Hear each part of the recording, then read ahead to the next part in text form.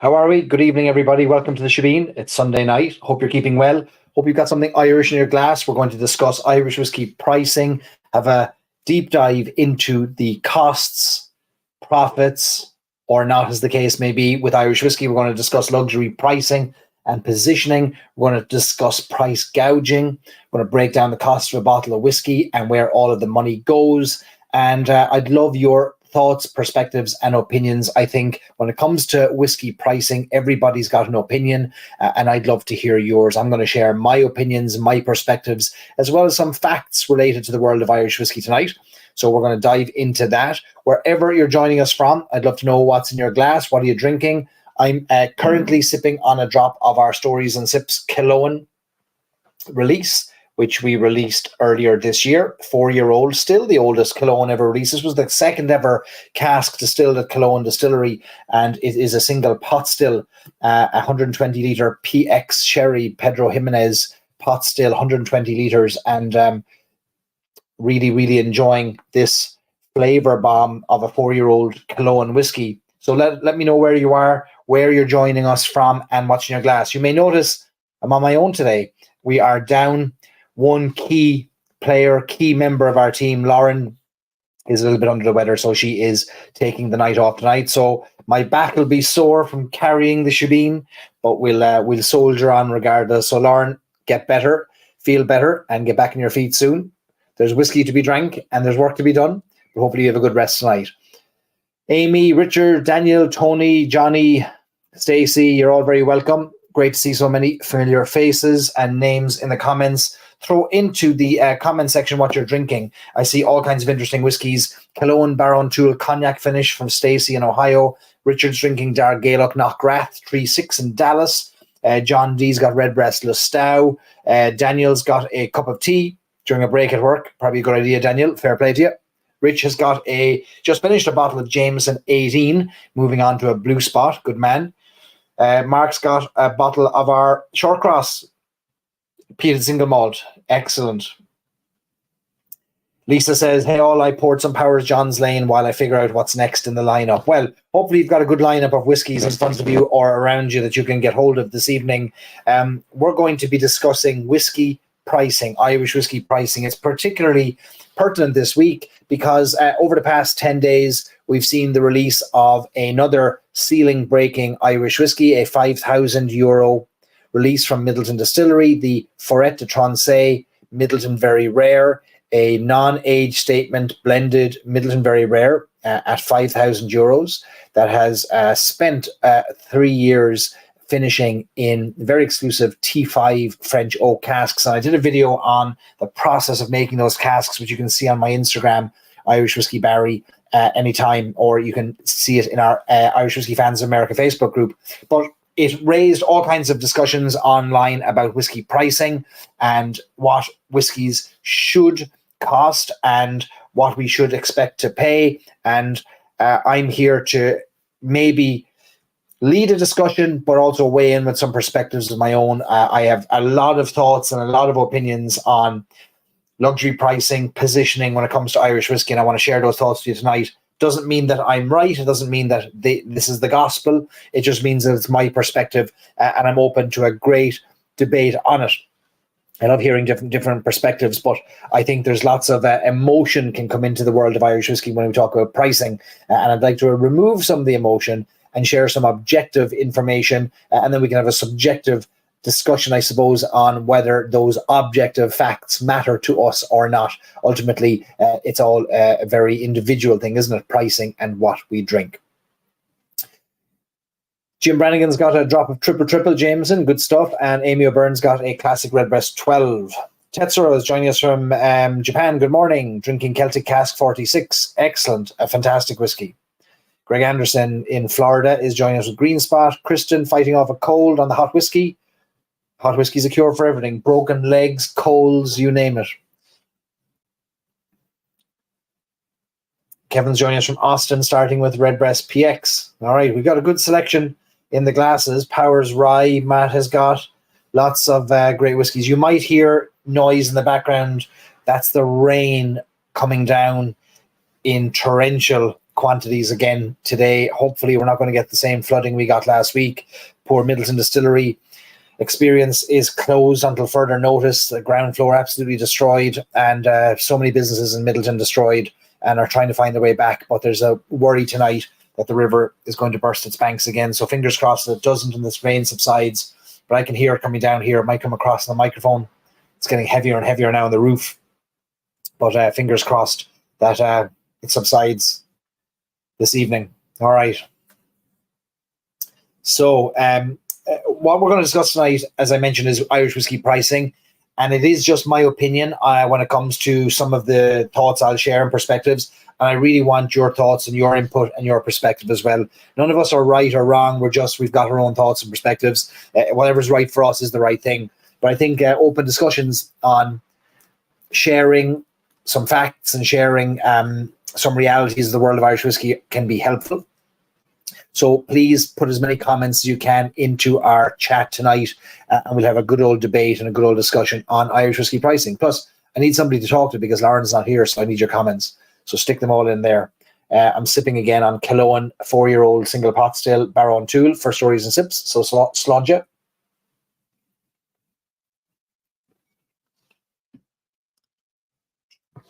All right, we're going to start off this evening, as we do most Sundays.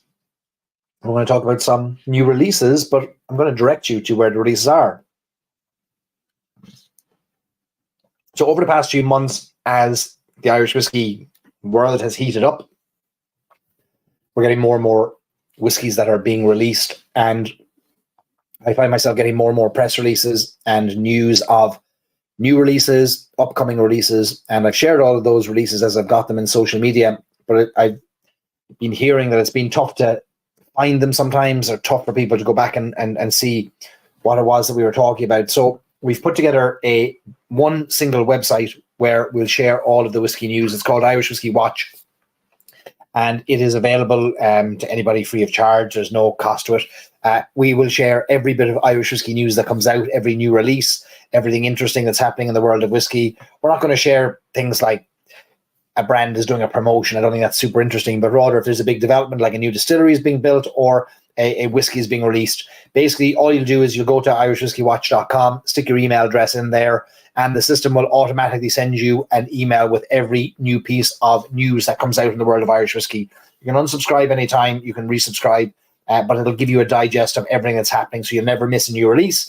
It'll give you the pricing, availability, the details, where you can find more information.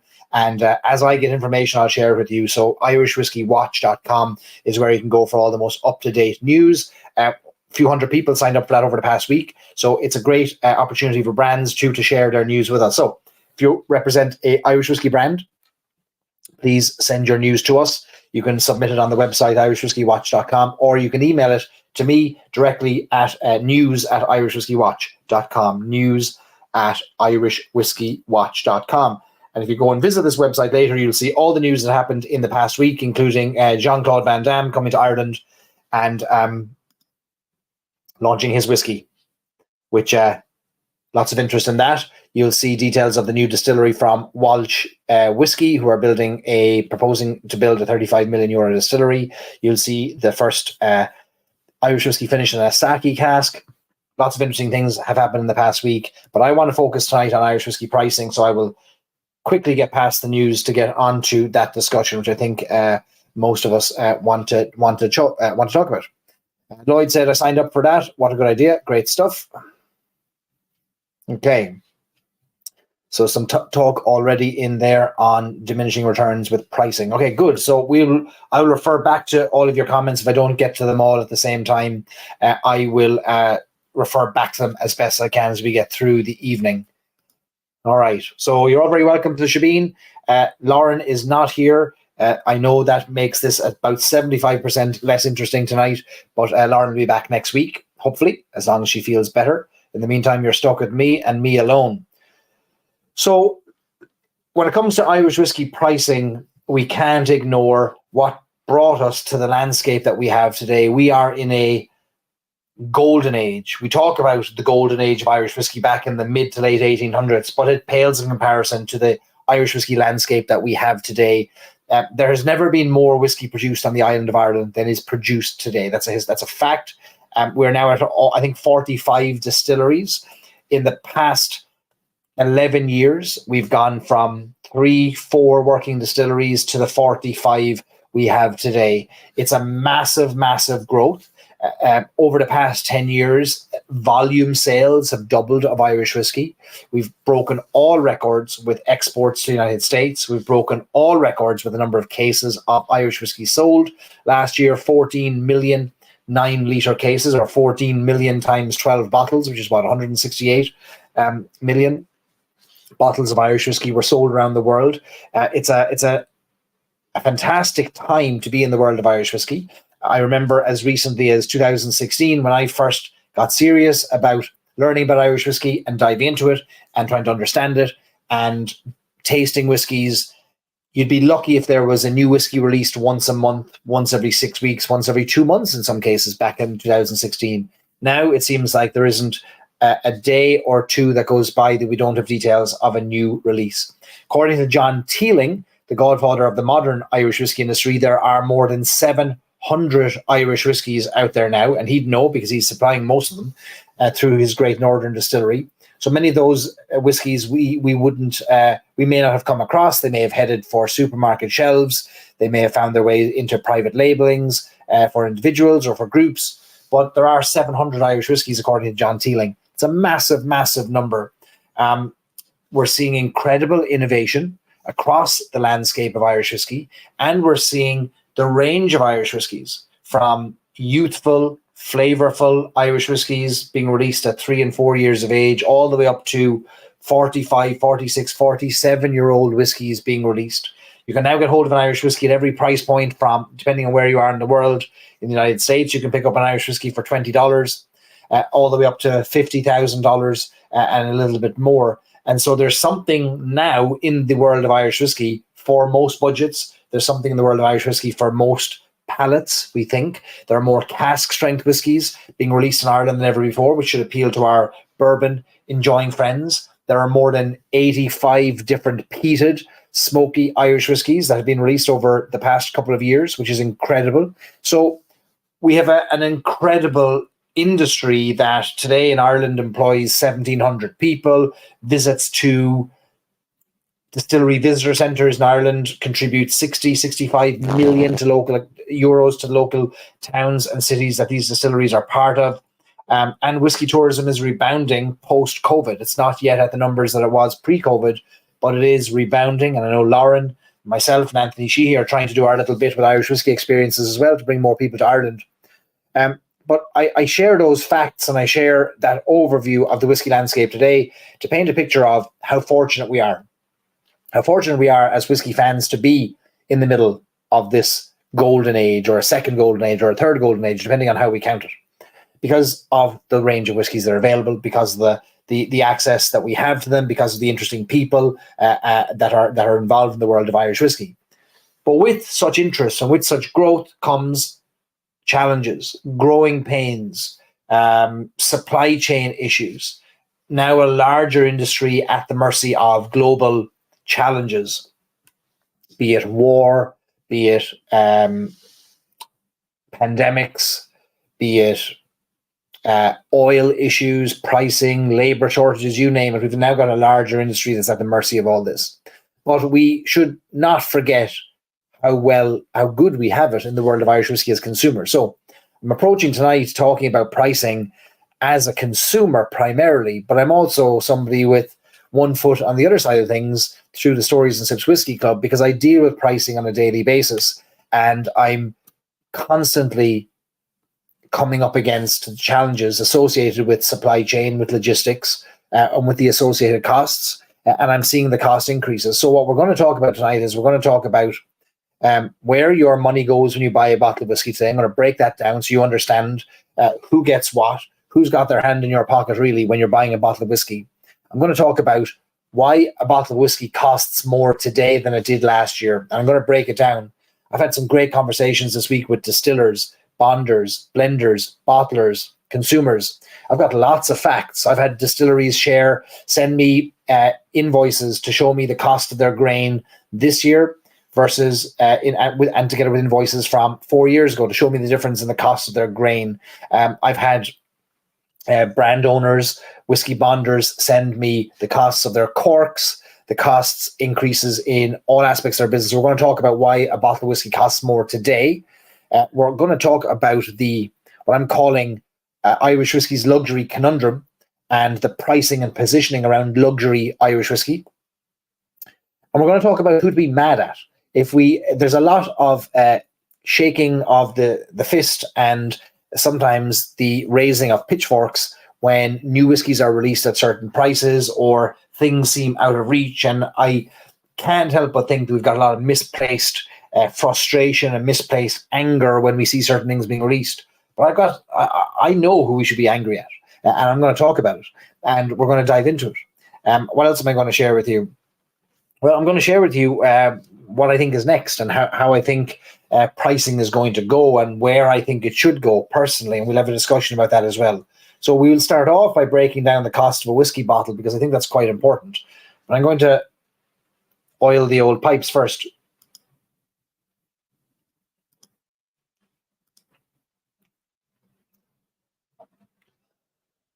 We'll take a look at your comments. Okay.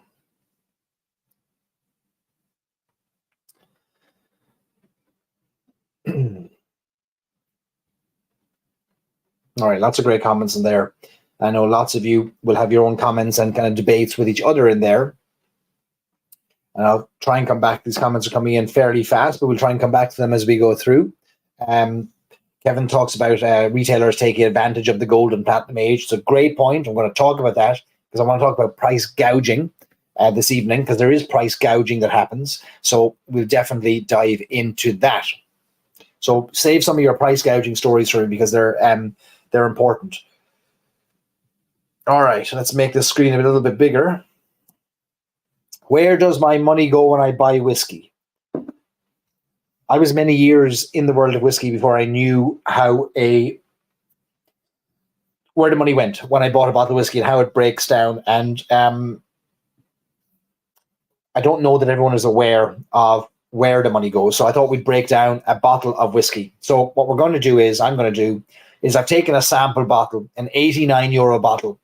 And if you were to walk into a shop in Ireland and buy this bottle off the shelf, I'm going to show you where your money goes. This is a cask strength bottle. It's a 57% alcohol by volume, and it's a 70 cl or 700 milliliter bottle for perspective and for context.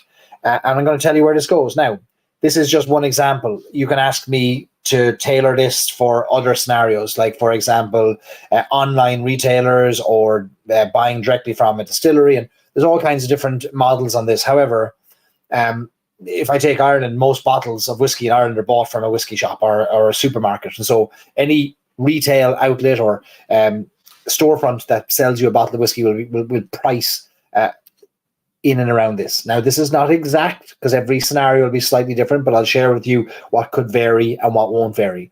I'll tell you what won't vary, no matter where you buy a bottle of whiskey in Ireland, is the VAT, value added tax. Value added tax is applied to bottles of whiskey at a rate of 23% in Ireland, which means that when you buy an €89 bottle of whiskey, €20.47 of that goes directly to the government as a tax on what they're considering a luxury item, an item that it's not a necessity, so they're taxing it on consumption. Value-added tax is a consumption tax, €20.47. On top of that, you're also going to pay excise tax. Now, excise duty or excise tax is a tax on production. So you as a consumer, sadly, are being taxed on both production and on consumption. Excise duty is interesting in that it is taxed based on the alcohol by volume, the ABV or the proof, and it's not taxed on the price of a bottle. And it stays the same irrespective of the how expensive that bottle is. So in the case of a 70 cl bottle at 57% ABV, you're going to be paying €16.99. Now, how is that calculated? Well, in Ireland, we have one of the highest rates of excise duty in Europe, and we pay a rate of €42.57 per litre of pure alcohol produced. So every time a distillery, no distillery is producing 100% pure alcohol, but it's calculated based on a litre of pure alcohol. Now, we don't buy whiskies as litres of pure alcohol. We buy them at 40%, not 100% pure alcohol, but 40% pure alcohol or 50% pure alcohol, or in this case, 57% pure alcohol because that is the cask strength. So we calculate based on €42.57. Now, what's interesting about this is that when you go to a duty-free shop, in the airports, for example, they'll show you the duty paid price and the duty free price, and most likely they're only going to vary by about 15 or 16 euros or less, because that is the duty based on the alcohol by volume.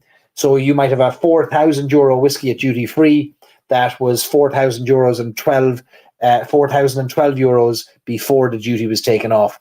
This affects mostly the lower price bottles, because if you've got a bottle of Powers Gold Label or Jameson, they're still levying the €16 or the €12 is the case for a 40% bottle, irrespective of how much it cost to produce it, right? So before anyone's got anything, the government has already got €37 out of that €89 bottle. That's important to know. Next up, the retailer. So in the case of retailers are going to take anywhere from 20 to 30% of the price of a bottle. I chose 25% as a mean or kind of an average here. So that means that the retailer will get €22.25 of that bottle. So now the government is taking 37, the retailer is taking €22.25 of that, meaning the whiskey company is left an average with about €29. So I'm assuming here an €89 bottle in Ireland is probably it might be an 8 or a 10-year-old whiskey perhaps, or it might be a younger whiskey from a smaller, more boutique distillery or brand that's got higher costs. But in any case, we often think that a whiskey company is making the bulk of the money. The bulk of the money with any whiskey purchase is the government.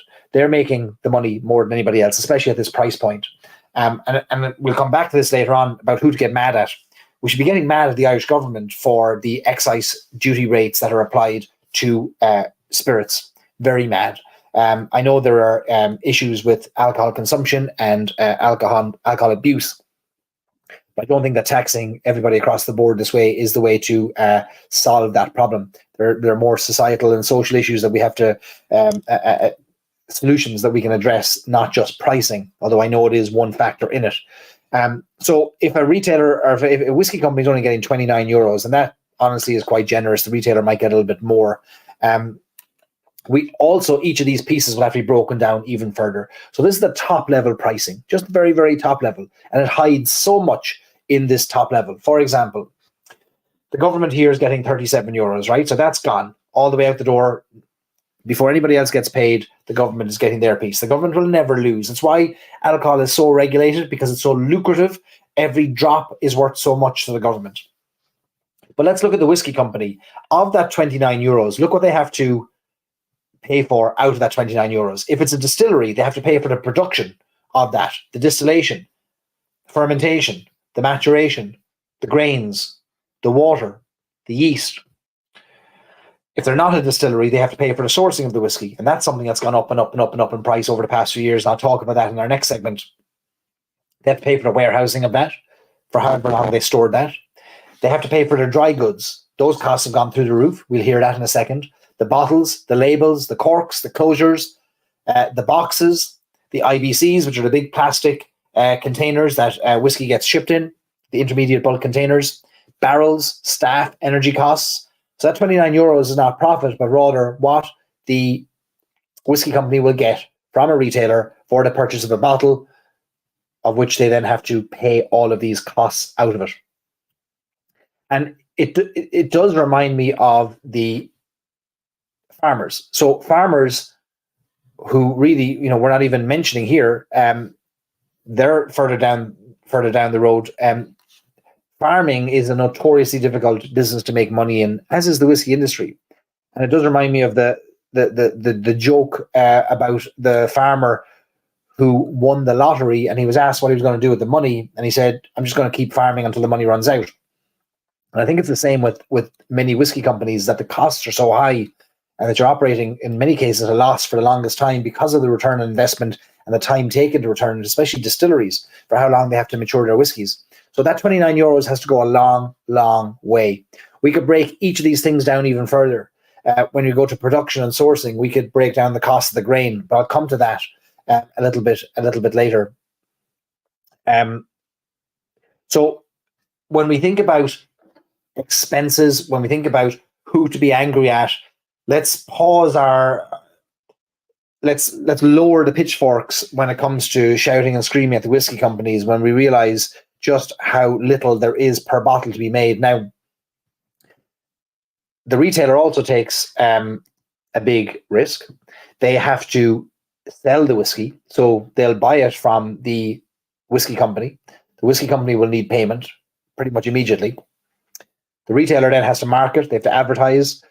If they do sell it, they have to process the credit cards. If you've got overseas credit cards buying whiskey from you, you can lose up to 5, 6, 7% of the cost of the retail price of a bottle through credit card processing costs. Trust me, I know, because we do this almost every month. Energy costs, transport, and shipping. All of these costs have gone up. All of them have gone up over the last 2, 3, 4 years. So that's where your 89 euros goes. It gets broken down into the bulk goes to the government. The retailer gets their piece for being able to sell it and fulfill it, and the whiskey company gets not a big amount, not a huge percentage. It's what, 30% of the retail price is going gross to the whiskey company, who then has to pay for all of their costs. So some comments on this. Let's have a look. And my mouse has died. There's always something, isn't there, with technology? All right, let's plug the mouse back in. Is there any sort of recycling, Matt asks, that could be done in the industry, sending off old bottles, corks? Yeah, so that's something that's being explored at the moment. And we'll talk about it in this next segment about why costs have increased. Because bottles like this, they're single-use bottles right now. And that might not be the most sustainable way forward. So could there be a model where a bottle gets used a second time, a third time, a fourth time, that actually gets recycled within the world of whiskey, and not just recycled and turned into something else, but rather actually reused in the world of whiskey? So that is being explored, certainly.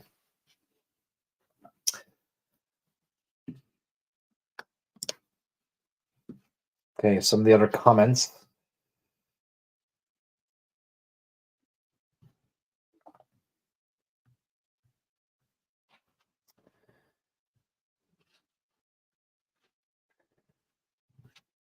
Yeah, so this is just one aspect of whiskey purchasing. If you buy a whiskey on auction, that's going to be a different, that of course is a different set of pricing and different pricing structure.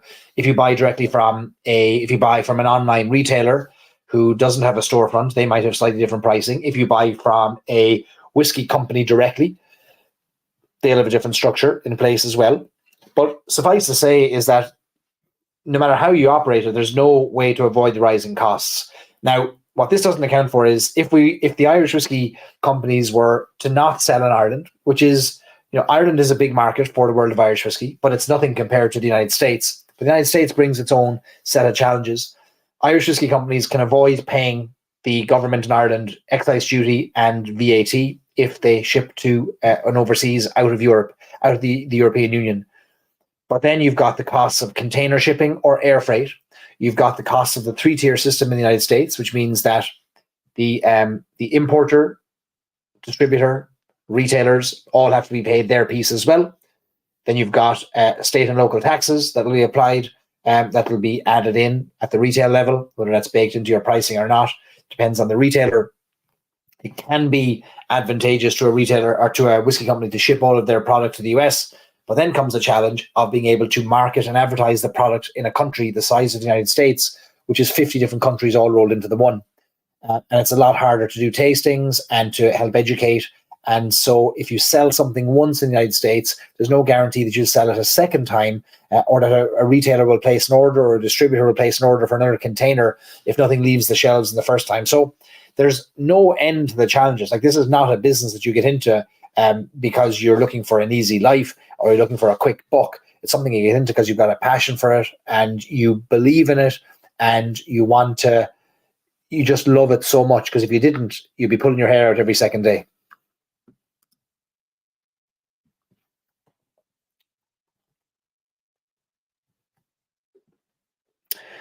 Richard says, with a $100 raise in the price, the VAT and the excise is constant. So the cost increase is more like 40-50% for the whiskey company and the retailer. Yeah. So for the higher priced whiskies, more is going to go to the whiskey company pro rata, but still, you're still going to have, like, for example, a €50,000 bottle of Silent Distillery is going to give what, 9,000 euros, no more, €11,000 in VAT to the Irish government, which is a massive haul for the Irish government. Yet the duty payable on a bottle of Silent Distillery is going to be about €14 because of its ABV, or €15. So the VAT, of course, is percentage based, but the duty being ABV based makes all the difference there. If you go on the whiskey bus, you'll spend a lot more money. That's a fact. We're not going to apologize for you spending money in Ireland and supporting independent distilleries, I'm afraid. Come back and do it again, please. So that gives us some grounding, I think, in where the money goes. And again, it's not exact. Every model is going to be slightly different from retailer to retailer, but I do want you to understand that the government has their hands in the pockets of producers in the biggest way. Matt wants to know, as a novice buyer of increasingly expensive whiskies, how can I know if the price I'm paying is correct or if a seller is gouging me, short of asking the group, of course? So, yeah, the first step is to ask the group, Irish Whiskey Fans of America, because you're going to get an answer very quickly about what people are paying. You can also check the retail websites of the distilleries and the brands directly. So if, for example, it's something that fluctuates quite wildly, because of demand, something like Middleton Very Rare, you might check the Middleton Distillery Collection website to see what price they're pricing it at. Doesn't mean it's going to be the same. Ask the group. You can also see for things that have recently been released, that have maybe gone out of stock in certain markets but are still available in yours. You can check the history of sales on Irish whiskey auctions. That also, you can search through the archive there. That'll give you a history of any prices that were paid for things.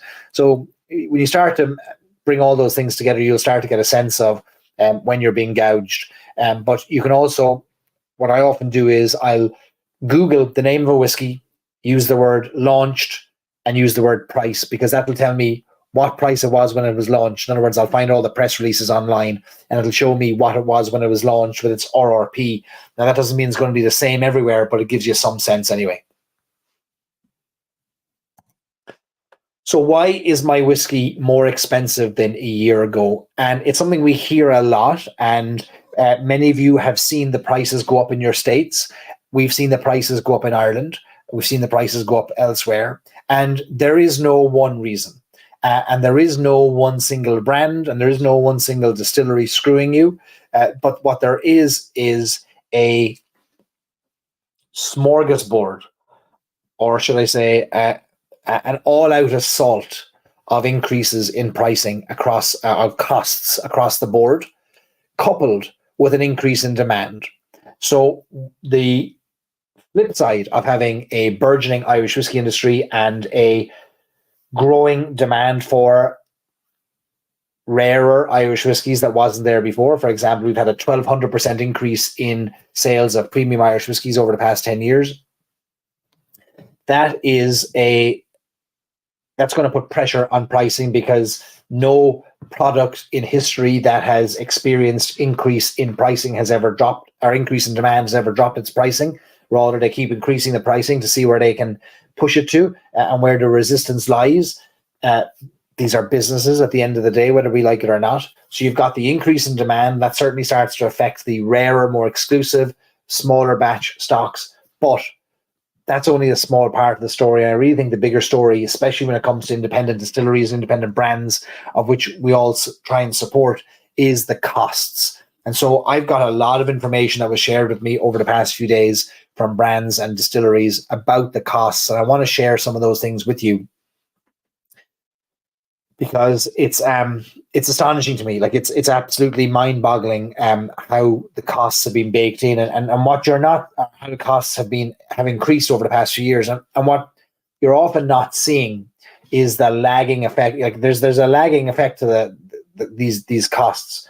Sometimes a whiskey brand will have a cost base that sets their price. So the cost base 3 years ago They worked out what the price is going to be. And then 3 years later, as they're about to release it, they see that the cost of everything has gone up. And so they decide to increase their pricing, their retail price, even though their own costs hadn't gone up for that particular batch.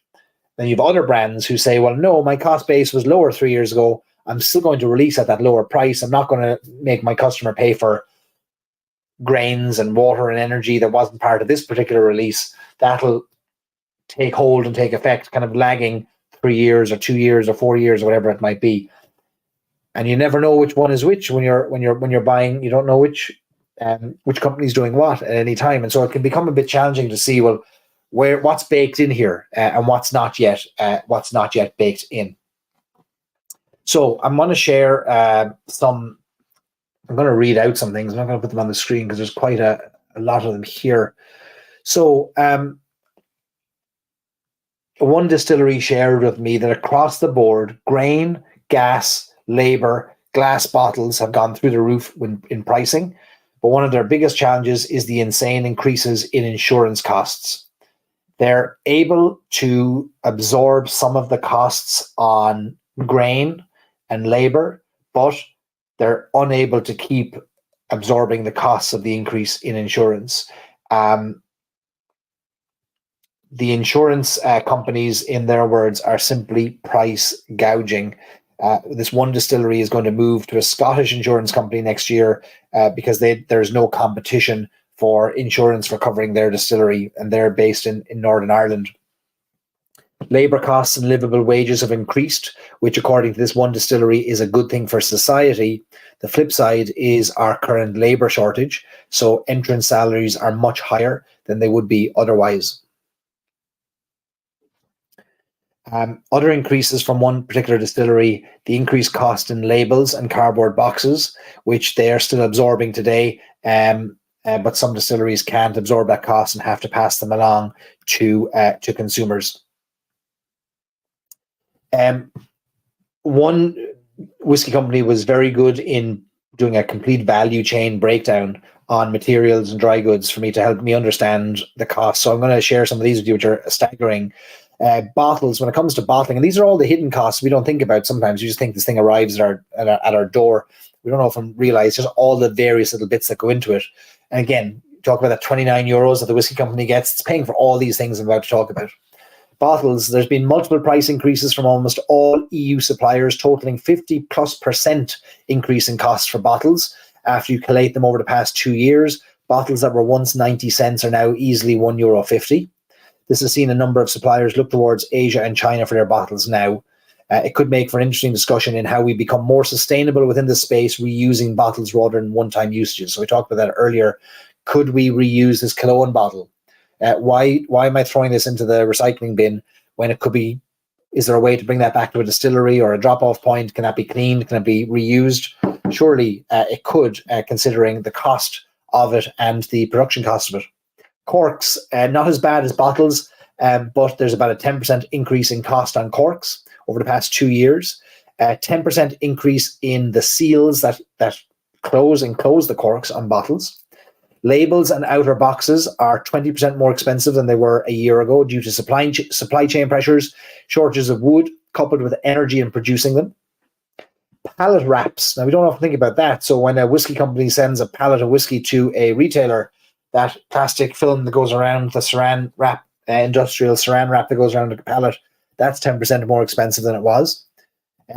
Intermediate bulk containers, those large white plastic shipping containers that contain bulk liquid that's ready to be bottled, they were once €130 2 years ago. Now they are €280 plus. It may not seem important, but most customers buy in IBCs. So if you're buying 15 to 20 of them at a time, it moves the cost increase into the thousands. A bottle of whiskey a whiskey bottle that contains the corks, the seals, the labels, the pallet wraps, and the whiskey, that 1 year ago used to be €6, ex duty and VAT. So let's say a bottle that costs €6 to produce, today costs €9.20 to €10. So that's a 50% increase in the cost of that bottle that has to be then applied across the board. The consumer is going to pay the difference in that. Barrels have gone up in price, and their availability is getting tougher and tougher. 4 years ago, a bourbon barrel could have been obtained for £80. Bourbon barrels will be increasing to £250 to £280 per barrel due to supply issues. There is hope that that'll go back to reasonable levels in the future. For example, Great Northern Distillery's balance sheet for wood is in the tens of millions, and they're under very big pressure for wood supply themselves. One benefit the Irish whiskey industry has is that it's in a better position than Scotch due to its flexibility to use different wood types. So we're not just reliant on American oak. Grain and whiskey pricing. So a whiskey sourcing company, a company that sources whiskey, bottles it and sells it, says that over the past 2 years, there have been many, in their words, baffling price increases across the board, sourcing their whiskies from distilleries. 10 to 15% increases twice over the past 2 years. So that's 30% increase in prices across all distillates, including aged malts, which were already produced and laid down. And there was something else on that I got on another message that I want to pull up here, which is that, so one whiskey company that sources their whiskey, they've seen barrels go up 33% over the past 4 years. The cost of new make spirit and younger aged whiskey for them has risen 80 to 100% since when they started.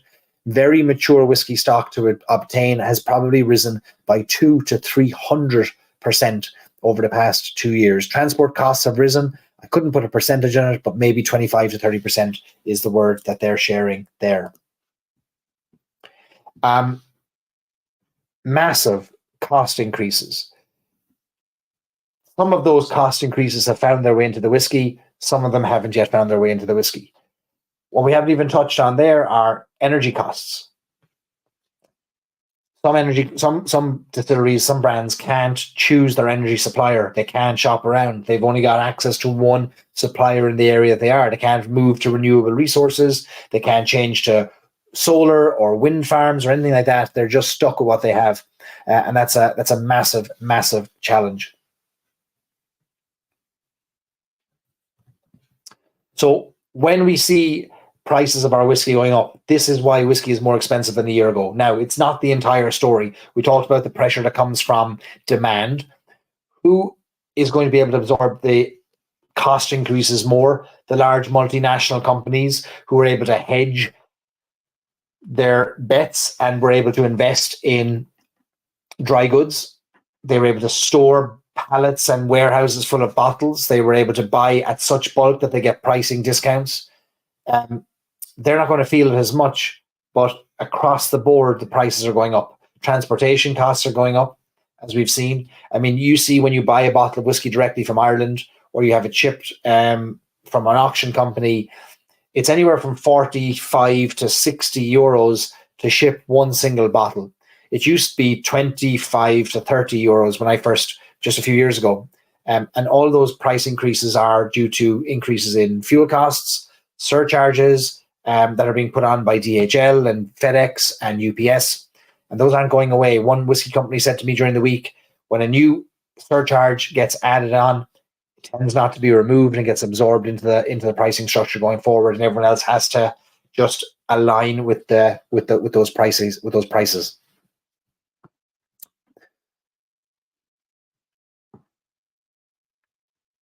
Richard asks, so the cost is going up across the board, but the industry is doubling down and greatly increasing their output.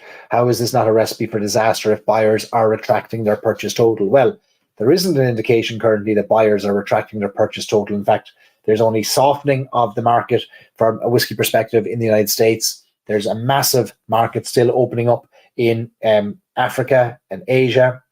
Eastern Europe is still growing, and there isn't on the horizon there's no sign of a pullback currently, touch wood, that we're seeing in any scale. So the argument is being made that the demand is still there, but smaller producers are feeling the pinch, and not all producers are going to make it because the costs are just too high. At scale, you can survive, and at scale, you can hedge, and but you can't do that if you're a small company. What we're not mentioning there are on the farming side of it. So when a whiskey company, for example, buys malt, they don't buy it from the farmers. There's really only, I don't know, there's probably only a handful of whiskey companies that buy from a farmer, or they are the farmer themselves. Everybody else buys from a middleman, a maltster. And the maltsters, there's only two big maltsters in Ireland, and then there's small ones, which means this is a bit of a monopoly in terms of pricing. So the maltster sets the pricing of malt. In other words, malted barley. The maltster works with the farmers. They ensure supply of grain, of barley, oats and rye and wheat and so forth. And then they'll malt it, and then they'll supply it, or they'll supply it raw, depending on the distillery's needs, to the distilleries. But there's a cost for that. There's a cost for malting it. Energy costs going through the roof over the past year meant that maltsters increased their cost per ton of the grain because of the energy costs taken to dry out the malt. And so then that gets passed along to the distillery price per bag. One distillery shared with me the two invoices 4 years apart for a bag of grain. It's gone up 50%. 50% for a 25 kilo bag of malt. 50%. There's very few businesses can, over a 3 or 4 year period, absorb 50% increase in prices of their main ingredient. So it's that's why your whiskey's more expensive now than a year ago. And there doesn't seem to be any end in sight or kind of retraction on a grand scale of that coming back, which means that we have to support our independent distilleries and brands as much as we can. But it'll be interesting times ahead. So some people have cut back on purchases. Richard says, I know I've cut back my purchases by nearly a half. Mark says the worry for all whiskey worldwide is that liquor popularity is faddish, and when whiskey is replaced by white liquor again, there's going to be a bunch of casks sitting there with no buyer. I agree. I think the Scotch whiskey industry is worried about that at the moment. 147 distilleries in Scotland to Ireland's 45, and a lot of Scotch that needs to be moved. And there are fears from conversations I'm having that there's a fear that there won't be enough buyers for all, especially the lower end malt that's being produced at the moment in Scotland. If you're just joining us, we are having a very uplifting conversation on the costs associated with whiskey and whiskey pricing. We have discussed, broken down the price of a bottle of whiskey. We've discussed why whiskey is more expensive now than a year ago, and shared some anonymous. Some of the distilleries and brands said I could share their names, but I've kept them all anonymous for their own sake. But across the board, there are increases in every aspect of it. So from the grower, and again the farmers being squeezed, all the way through to production, to bottling, increases across the board are costing us. They're all costing us money at the end of the day too, as consumers. I've long maintained that while whiskey is it's a luxury thing, like Mark, you mentioned, it's faddish, but also it's a luxury. Like whiskey is not a necessity. For some people, you'll say it is, but I don't want to pay any of the prices I pay for whiskey because it's so expensive. Like whiskey's expensive, and I much prefer for my hobby to be cheaper, but it's not. But that there's a point at which you stop paying for your hobby and you just can't anymore. But I wish all whiskey was cheaper, but I want to establish kind of base in reality why it can't be. You take away the government, the government price, the government with their hands in the pockets of all of the whiskey companies, and then all of these costs on top of it. You see why whiskey is so expensive at a entry level and mid-level tier. We're going to talk in a second now about luxury pricing. That's a whole separate ballgame, a whole different ballgame completely. Kristen says, speak for yourself, Chandler. This is mostly your doing. Take no responsibility for the thousands of bottles that you all buy every year, or the 500 bottles that get bought every time you come on a whiskey bus. I'm only bringing the horses to water. It's up to you to drink. There's a couple of other points here I want to make sure I didn't miss on increase in pricing. Oh yeah, another issue that has affected businesses in the north. So the north of Ireland, any whiskey company in the north of Ireland is taxed in a slightly different way than Ireland. there's been an increase in duty in the north, which puts around £3 additional of duty per LPA as well, which can't, one distillery says they can pass it all on to consumers, or even in some cases, because they're competing with mass production distilleries who have lower costs. You see, these are the challenges. These are the challenges.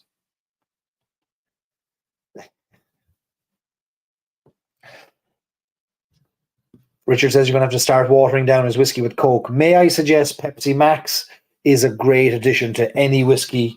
Some wise person also told me very recently, and I don't need any scientific proof otherwise, that Pepsi Max gives you more hydration than water. I'm taking that as fact. So I'm reducing my water intake and I'm increasing my Pepsi Max intake. I won't be talked out of it.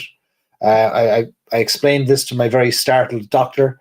I don't know if they'll ever see me again or want to see me again, but I'm sticking to that anyway. So that Pepsi Max can be used for the old whiskey as well. All right. Let's move on to Irish whiskey's luxury conundrum. Why is it a luxury conundrum? All right. I'm going to need to water the pipes for this one, because I'm going to get excited now about this one. Luxury whiskies.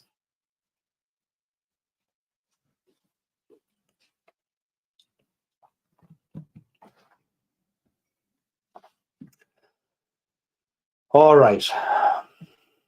I want to take you back to 2019. Some of you may have been following along our Stories and Sips journey back then, kind of a fledgling YouTube channel and podcast. And I don't think we even had a Facebook community at the time. That came later. No, that only came in the last 3 years. In 2019, something remarkable happened in the world of Irish whiskey. And it was the unexpected, out of the blue release of one of the most expensive Irish whiskies. In fact, the most expensive Irish whiskey that had ever been released. And it was called The Chosen. And it was released by Louise McGuane from J.J. Corrie.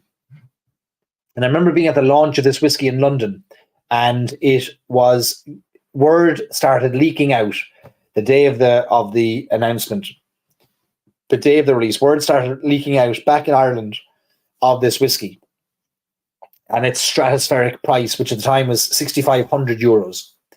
And the closest thing previous to that was a €6,000 Middleton Very Rare Pearl edition to celebrate the 30th anniversary of Middleton Very Rare in 2014. So in 2019, The Chosen came out at €6,500, a 27-year-old single malt that Louise McGuane had sourced from a distillery in the North Coast. And she commissioned a fantastic cabinet maker, a man by the name of John Galvin, who's gone on to design all of the Silent Distillery cabinets. He does amazing work for Scotch distilleries, Bowmore and Dalmore and Macallan and more. She also had individually carved crystal decanters.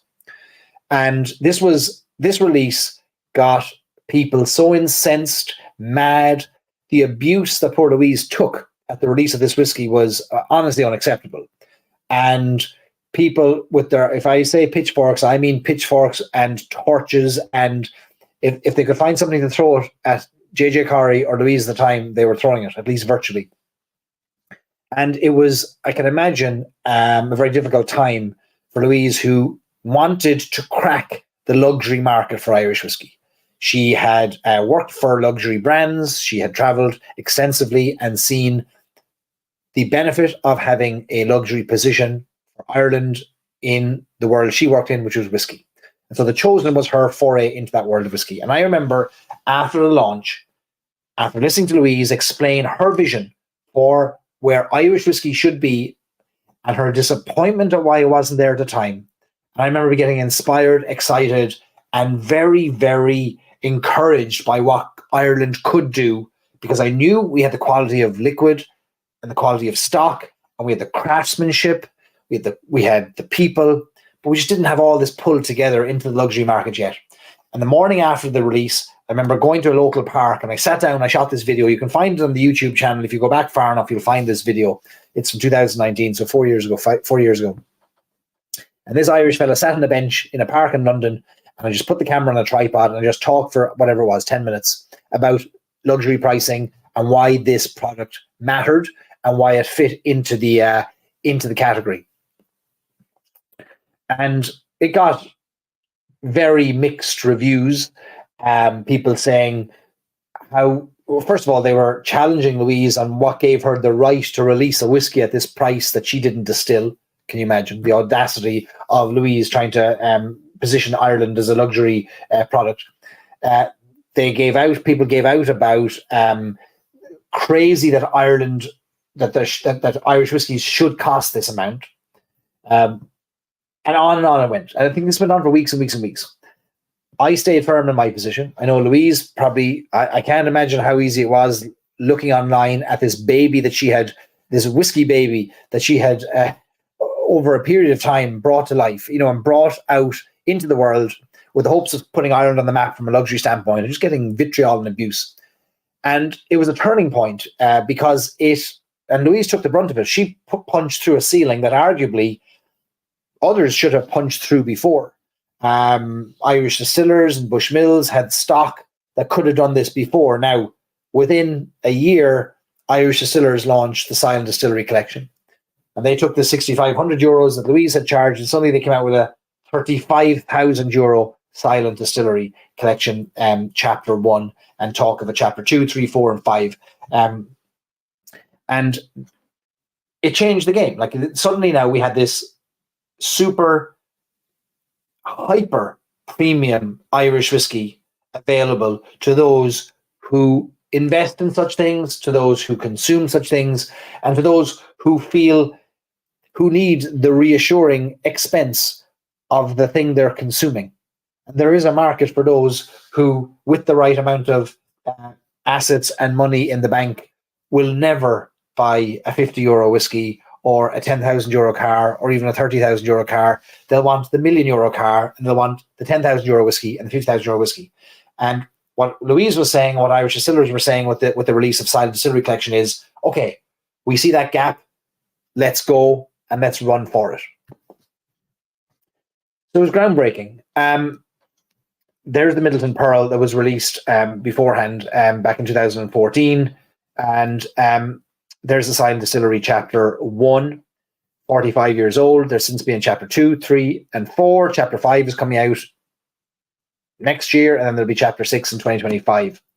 And then last week, we had the release of Middleton Very Rare Ferret de Tronchet, another groundbreaking punch-through-the-ceiling release. 1,100 bottles or 1,300 bottles, I can't remember exactly which, of a whiskey with luxury packaging, very aged stock up to 35 years of age, a blend of malt, a blend of pot still and grain from the Middleton Distillery, and a hyper expensive, very rare, handcrafted set of 5 barrels from the very, very sought after T5 cooperage within another cooperage, within the Taransaw cooperage in Cognac in France, be released, €5,000 a bottle. And again, the online world went mad. How dare Irish whiskey have a €5,000 product? How dare Middleton release something at that price point? They've lost their mind. There shouldn't be a whiskey of that price point. Where's the age statement? I'm not paying that for a blend. And on and on and on and on. And I want to go on the record again, 4 years after the video that I shot sitting in a park in London, and say that that's madness, that those kind of comments are only holding Irish whiskey back. And that the release of products like the Ferret de Tronchet, like the Chosen, like Silent Distillery, like Teeling 30, 32, 33-year-old are only good things for brand Ireland and are only good things for brand Irish whiskey. And the reason is this. A €5,000 whiskey or a €50,000 whiskey does not in any way exclude current whiskey drinkers from the whiskey they're already drinking. It doesn't remove the whiskey. It doesn't take whiskey away from them. And all it does is it brings new entrants into the market, into the category that up until now never had a price point that they were comfortable with. So the people drinking €5 whiskey and €10 whiskey at the bar should not be upset that somebody down the bar just ordered a €10,000 pour, or somebody online just ordered a €100,000 whiskey, because they'll never, ever need to interfere with each other. And this point was brought up to me recently, in fact, in the last week, when somebody said to me, a bar owner said to me, isn't it crazy about that €5,000 whiskey? I said, what to you is crazy about it? And he said, sure, I've got guys coming into my bar, they're in here coming in for 10 years, 15 years, and every night, all they want to do is have a small little glass of whiskey, drop of Powers, drop a Redbreast, and then you got these whiskeys coming out. And I said, okay, what's the most these guys have ever spent on a whiskey at the bar? And he said, 12, 15 euros maybe for whiskey. I said, well, then they have no worries whatsoever and shouldn't be worried about a €5,000 whiskey coming out, because it's got nothing to do with them. And it doesn't, because we're not, any one of us, the audience for every single thing that comes out. But for some reason, in Ireland, it seems to happen quite uniquely in Ireland, we have a begrudgery, and we have some kind of, we take offense to a thing coming that either we can't afford or that suddenly changes the landscape for us. And I think of it like, it'd be a bit like walking up to the window of a Lamborghini dealership and shaking a fist inside and shouting at the dealer because of the price of the Lamborghini, because I drove to the dealership in a Toyota. And that's lunacy, isn't it? But for some reason we do it in Ireland, and for some reason we seem to be upset that Ireland now wants to punch bigger and wants to go higher and wants to position its luxury products. And let's be honest, this is not selling old rope for big money. This is taking some of the oldest whiskies that exist in Ireland, working with the best craftsmen, finding the best woods, going to the best glass cutting houses, finding all of the elements that make for the highest quality products, packaging it together and saying, this represents the best of us, putting it out there for sale, saying, we can do things at this level just as well as we can do things at €20 and €50 and €100. And I think that's important, because there's a halo effect that comes from aspiration. Luxury products are not necessary in the world. They're irrational. They make no sense. A €50,000 whiskey is not 1,000 times better than a €50 whiskey.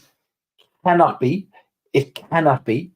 But it's irrational because we're irrational. So luxury pricing and luxury positioning is a completely different model. And luxury pricing and luxury positioning is about making the non-necessity desirable. We don't need Ferret de Tronçais. We don't need Silent Distillery. We don't need Middleton Pearl, and we don't need The Chosen. But if we're attracted to the combination of exclusivity, rarity, pricing, craftsmanship, liquid, any of the above, whatever I choose, if I'm attracted to that, I deserve to be able to buy it. And a healthy functioning market has something for every price point. What's been fascinating to me watching this as both a consumer, a small-time collector, and a whiskey club owner is the way we in the whiskey industry or community tend to try and talk ourselves out of success. And what's been fascinating to watch is that while there's been all this vitriol at luxury pricing and premium pricing, every one of these products has sold out. So it's almost like, can the people who are complaining about the price of the products get out of the way of the people who are busy buying them? And that's what's happening. So where we should get upset or we should get worried is if we're putting products out into the market and the market is saying, these are not good quality, these are too expensive, you haven't done a good enough job of convincing me that it's worthwhile, and these just sit on the shelves gathering dust. Then we have an issue that we should be able to say, right, let's alter course here. But individual opinions on pricing, like if I don't drink €5,000 whiskey on a daily basis, and I can assure you I don't, I should have no issue with somebody else doing it if it sustains the market, because an aspirational whiskey market has a halo effect that makes every other whiskey underneath it more aspirational and more attractive, because we're part of a category that contains the aspirational piece. All right, that's my little bit of a monologue there now for a second. So let me pause and take a look at some of the comments and take a little sip here, because I'm sure you've a lot to say. So bear with me here now for a second.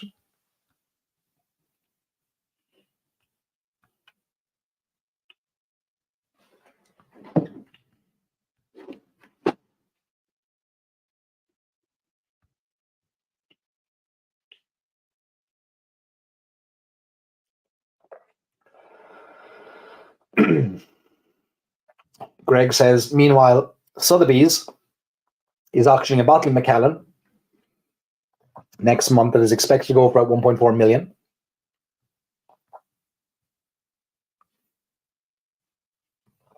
Yeah, Nate, a €5,000 blend. I mean, why not? Like, why is that an issue for anyone? What's worse about a blend than, why is a blend considered inferior? You may not like it, and I may not like a pot still, or I may not like a malt, or somebody might not like a peated whiskey. But it ultimately doesn't matter what I think individually about a product. It matters what us collectively, when we make a market, believe and buy. And for as long as these products are selling out, I don't know why we've got such our backs up for pricing like that to exist. So I've often talked about going through airports. I'll be going through one in the morning again, and I guarantee you, when I look at the duty free, I'm going to London tomorrow, and I know London, of course, is going to be full of Scotch, and the Irish airports are going to be full of Irish whiskey. But go further afield, go to New York, go to any US airport, and you know that in the duty free, in the whiskey sections, or the whiskey shops, or any of the high end shops in any of the airports, the top shelf for whiskey is always Scotch. It always is, because they've done a fantastic job of positioning themselves that way. Now they have probably 20 or 30 distilleries that can release 40, 50, 60-year-old stock, or aged, or super premium. But they've created this aspirational position for Scotch, where when you go to 5-star hotels anywhere in the world, the most expensive whiskies will be Scotch. They may next be Japanese, and you will not see, in 99% of high-end whiskey menus around the world, you won't see Middleton Very Rare, you won't see Silent Distillery, you won't see Teeling 32-year-old, you won't see The Chosen. And that's a problem. And I think that's a problem, because why shouldn't we? Aren't we the country that invented whiskey? Shouldn't we be the country with the greatest, oldest, most expensive, most aspirational whiskey and shouldn't it be on menus and shelves anywhere in the world? And when I walk past the shelf, shouldn't I get a bit of excitement and go, we did it, we can do it, look what we're producing? And why should I be upset that I can't afford it? I mean, if I was that kind of a lunatic, I'd walk down the street shouting at cars because I can't afford them. But sure, like, that's madness. We have to have some pride in what we're making here in Ireland. And if we want to begrudge this luxury pricing, honestly, I'd question the people who begrudge it as being fans of Irish whiskey at all, and just being solely in it for personal gain. Because otherwise, I can't find another reason why anybody would get so upset with a whiskey that's out of their price range.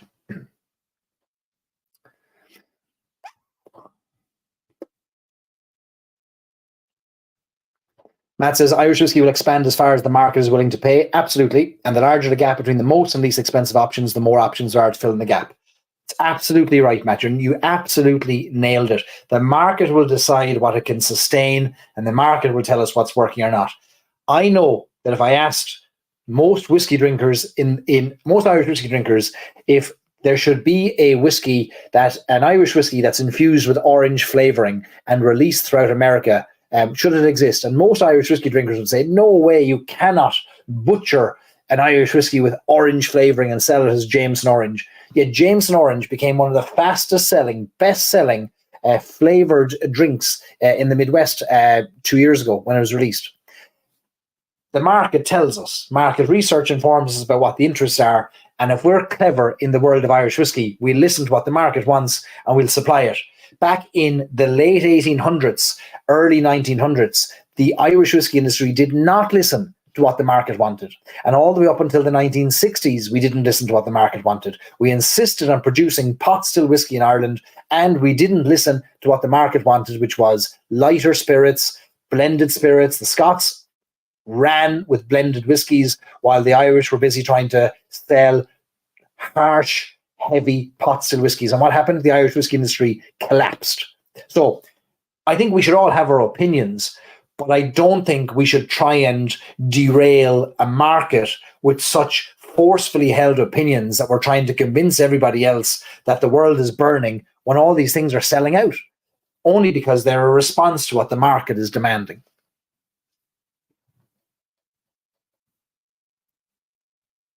Lloyd said, that is the first time I heard of JJ Corrie with The Chosen, and one reason I bought the Gale when I saw it.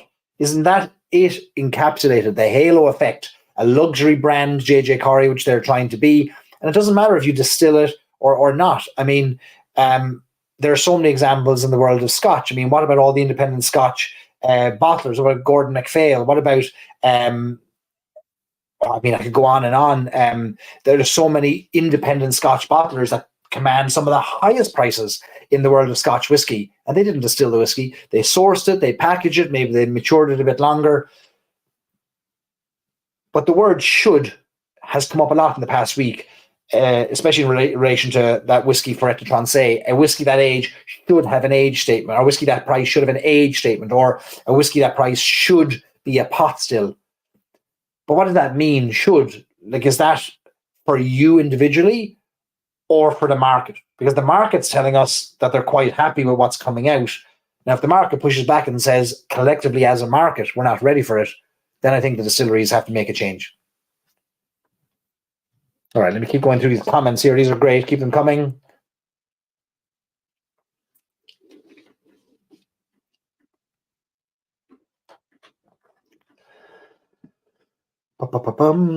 Stacey says, I have no problem with Middleton charging €5,000 for or dollars for the whiskey. I have issue with them increasing the price of one 15-year-old whiskey, €65 over another 15-year whiskey owned by the same company.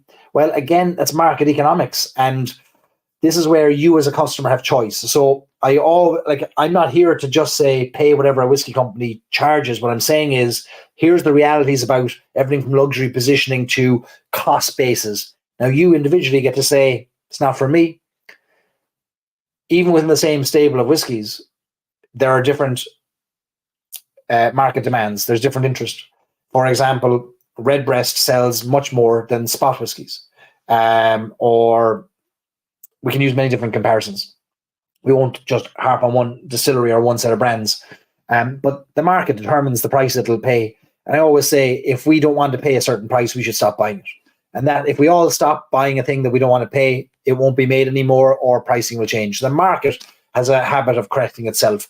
In the absence of a price point, an innovator, an entrepreneur, a distillery will fill that price point with a product if there's enough demand for it.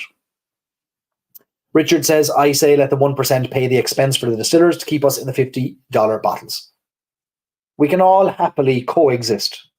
Mark says, I'm just prepping you for $150 club releases upcoming. No, I'm not. I have no $150 club releases. In fact, I have bottles just over half that coming. By the way, I'm going to share with you our 2 next club bottles at the end of tonight. Greg says, no different than a basketball card or baseball card, stamp collection, numismatics going for high-priced coins. Yep, 100%. I'm concerned certain large Irish whiskey companies are pricing themselves out of the American mass market. Definitely a challenge, no doubt about it. Definitely a challenge. And look, we know what we can buy a bottle of Wild Turkey 101 for. We know what some of the higher priced or the even older bourbons go for. It's nothing like the cost of Irish whiskey. They don't have the cost base that we do either. They don't have the taxation that Irish whiskey does. They just don't have the cost base. And so we're coming at it from Irish whiskey doesn't have the scale of the American whiskey industry currently.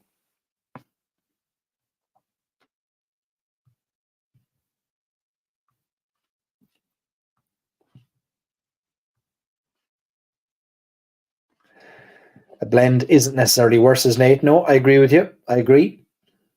But I think, I got a few comments from people during the week who asked me, because I was at the launch of the Ferret de Trancé in France, and people were asking me what the age was. And I said, well, it's not, there is no age statement on it, but there's 7 different parcels of whiskey in it. I think 7 or 8 parcels of whiskey, some of it dating back to the 1980s, which would make it a 30, there's components there, 33, 34 years of age.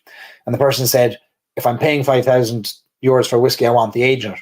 And that's a perfectly valid argument, which means that person doesn't have to buy that whiskey. But now the market's going to get to decide if it, as a market, has those concerns, or if it's just small, like individual buyers or investors. And that's what's interesting to us now. Is like we're in a very new time, but why aren't we so proud of whiskies being super premium, so that the people who want to buy the super premium whiskies, which don't have to be us, right? So in other words, let's imagine we still get access to our $50 and $60 whiskeys, or $30 whiskeys, or our Paddy or Hellcat Maggie, or whatever you want to pay for your whiskey. As long as we can keep getting access to those if we want them, shouldn't we be so proud that we're connected to an industry, or supporting an industry, or from Ireland, or whatever your connection is, so proud that we're on a top shelf? Or if I go to the Savoy Hotel in London, or the Ritz in London, and I pull open the whiskey menu, and the first thing at the top, the most expensive thing is an Irish whiskey, then I'll be proud. I'll be proud. It means we, as a small little country that invented the stuff, are starting to find our way back to the very top again.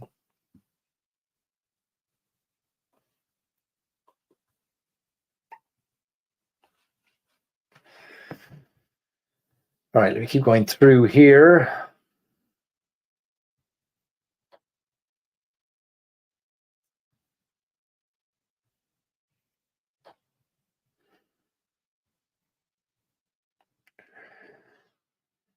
Tom says, my nephew cannot keep Redbreast 21 in stock at his restaurant at $60 a dram.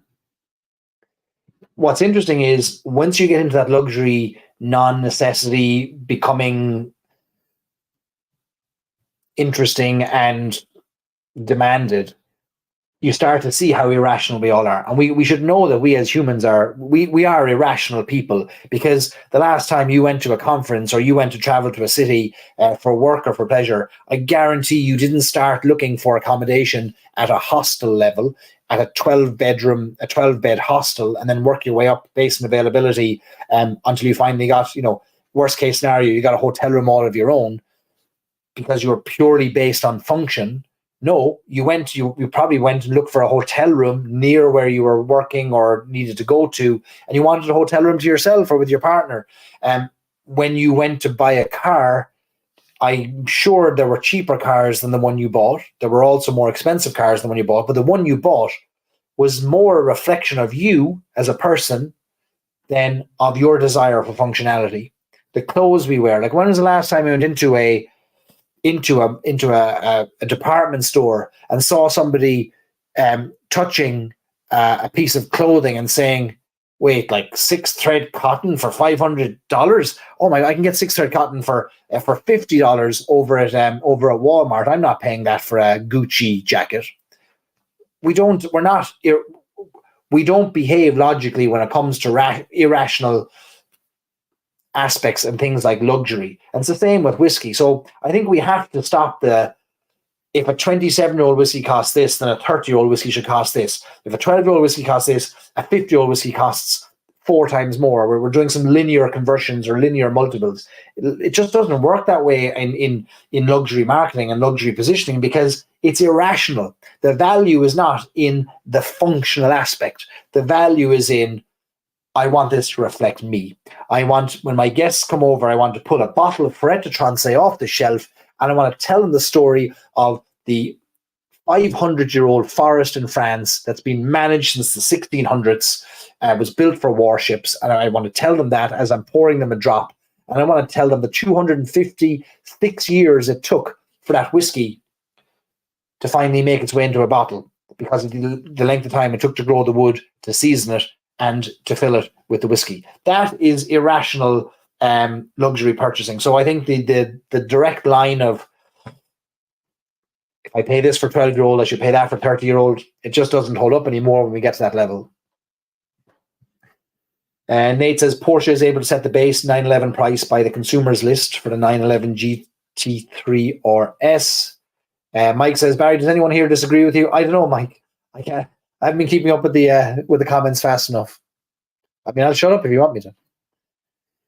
The market is the invisible hand that Adam Smith taught us. That's a great point, Lloyd.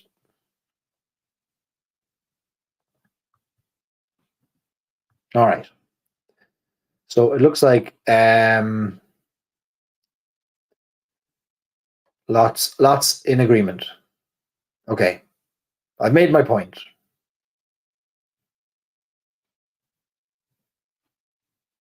Yeah, I mean, you're talking about Pappy Van Winkle there. Is there anything more irrational than Pappy Van Winkle? A product whose production is controlled, whose distribution is controlled, that is leaked out there and carefully curated and managed as to where it goes and who can get it.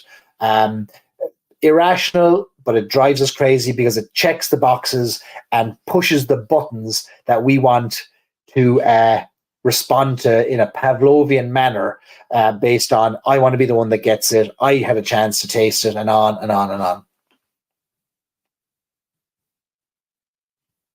Kristen says, I paid 40 quid at the Duke of York for the all sherry redbreast. I'm still shaking my head about that one, but I was on holiday, and where else would I find it? Great point. Matt says it's also about deciding what luxury items you want. It is. I'd gladly keep driving my '06 Corolla if it means I can spend more on Irish whiskey. Yeah, I'm with you. My 11-year-old car will become a 20-year-old car if I have anything to do with it. I don't need to replace it as long as it keeps going.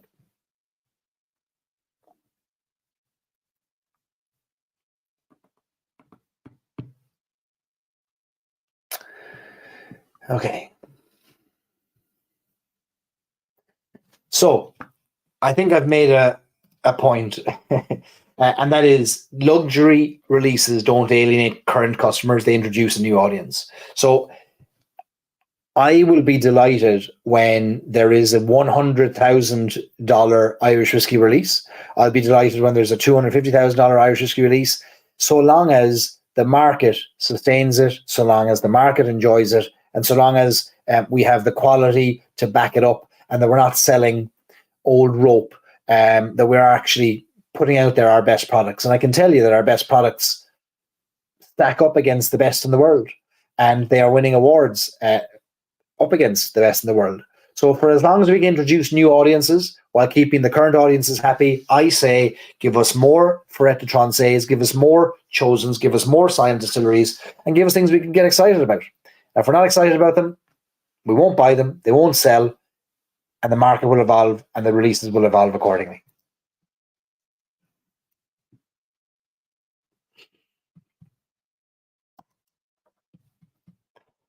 I think I've made the point about us not hopefully talking Irish whiskey out of its chances of luxury success. Instead, let's talk it up to the top shelf in the duty free. And please, if you see Irish whiskey on the top shelf of the duty free, take a picture of it, post it in our group, be proud of it, and say, "Go on, we did it, we're getting there." And let's remove some of that scotch that's been sitting there for too long. Honestly, at this stage, it must be getting a bit of fear of heights of being up there for so long. We want that scotch to come down a bit, and the Irish whiskey to go up there, and let the Irish whiskey experience some of the vertigo for a while. It's our chance. It's our time.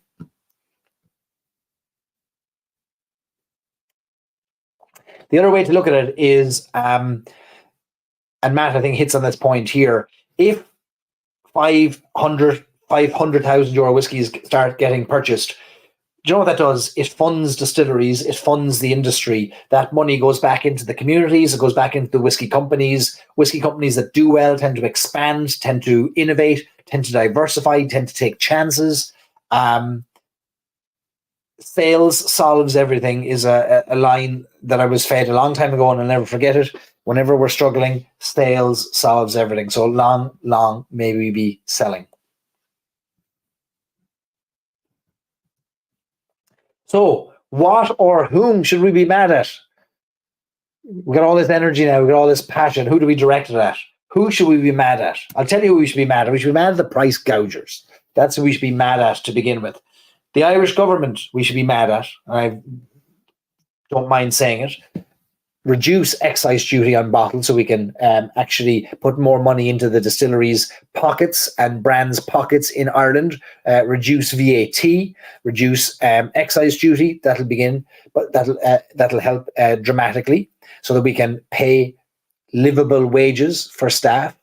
But now let's talk about price gouging, because so many of you mentioned at the start of the night tonight that there are stores around you that are taking the proverbial mickey. They are absolutely gouging. Now, how do I define gouging in this instance? I think price gouging to me is any pricing that takes advantage of scarcity shock, demand shock, some extraordinary event that has happened that somebody takes advantage of, or where immorally, unethically takes advantage based on location or based on lack of education or understanding of its maybe consumer base.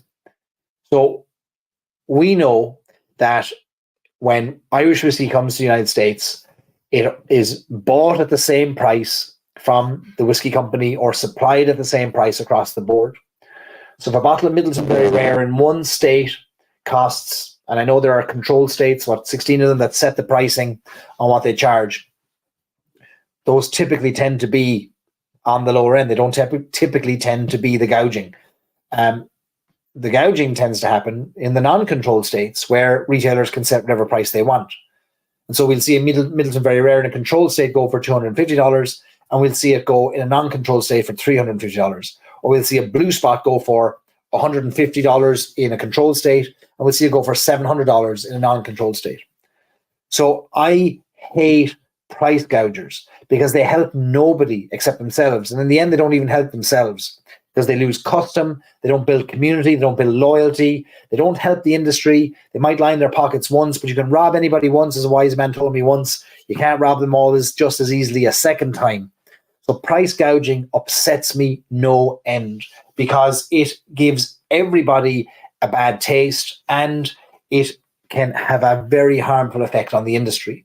If people who are new to the world of Irish whiskey come across a Blue Spot at $700 and think that that's what Irish whiskey costs with a 7-year-old age statement on the front of it, that might put them off engaging in the industry at all or engaging in Irish whiskey. So price gouging is who we should be very mad at. And we shouldn't support those who immorally... Now, it's legal. Like, it's legal to charge whatever you want. If you're a business, you can set your own pricing. And I'm not here... I'm not trying to slap down some communist manifesto on top of free market capitalism. But what I'm saying is that I think it's bad for business, and I think it's bad for the industry, and I don't want to support individual businesses that unethically, immorally gouge consumers. That's it. That's my opinion. That's my perspective. And I think we should call them out. I think we should call them out because it's not fair on those who are trying to grow their businesses, those who are trying to build the industry, and those who want to enjoy Irish whiskey are being priced out of it by price gougers. The secondary market is a different thing. So when I'm talking about price gouging, I'm talking about retailers. That's not the secondary market. Like, that's the primary market. The secondary market is market economics doing its thing. There's no control over the secondary market. Auction houses, private sales, that is market economics working. That's it working. But at a retail level, it shouldn't work that way, I don't think. Now, there's others would argue that retailers are now just trying to get a piece of what the secondary market is already getting. In other words, if in a secondary market the whiskey goes for €2,000, but the retailer is just charging what he should and he's only getting 300 for it, why is he missing out on €1,700? Discuss.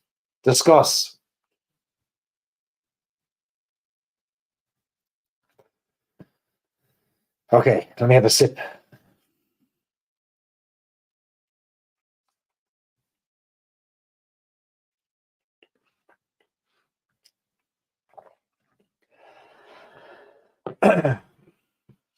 Blue Spot at $300 is gouging, says Stacey.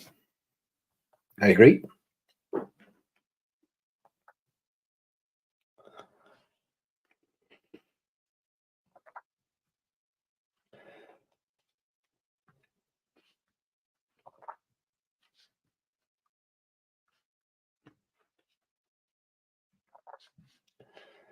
Chris says the only issue I have with a controlled state is the variety. It's not always easy to get what you want.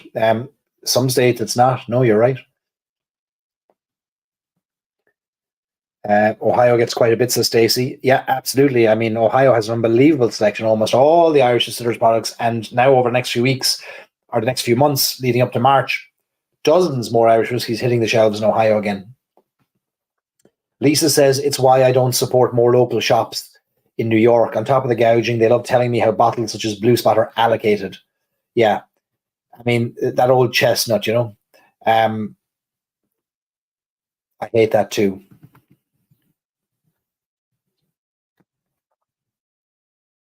I mean, Middleton Very Rare is one of the interesting examples of us studying market economics. I mean, there is a lot of Middleton Very Rare produced these days, a lot more than used to be produced. But it was also the whiskey that started the collecting craze. It was the whiskey that, when it was released in 1984, it certainly was very rare, and it certainly was the rarest thing and probably the best thing to come out of the Middleton distillery at that time. I don't envy the brand team marketing Middleton Very Rare, the vintage releases, going forward, because of all the other good whiskies that come out of Middleton. Because can you make the argument that it is the rarest or it is the pinnacle when you've also got 32-year-old Redbreasts and you've got 47-year-old silent distilleries? So Middleton Very Rare vintage release has, I think, a bit of a challenge ahead of it in terms of its positioning, which I've no doubt smarter people than me will figure out. But it is an interesting study because for the longest time, it was the only show in town at that price point, at that exclusivity, at that rarity. But the rest of the industry, and even within its own stable, has already caught up with it.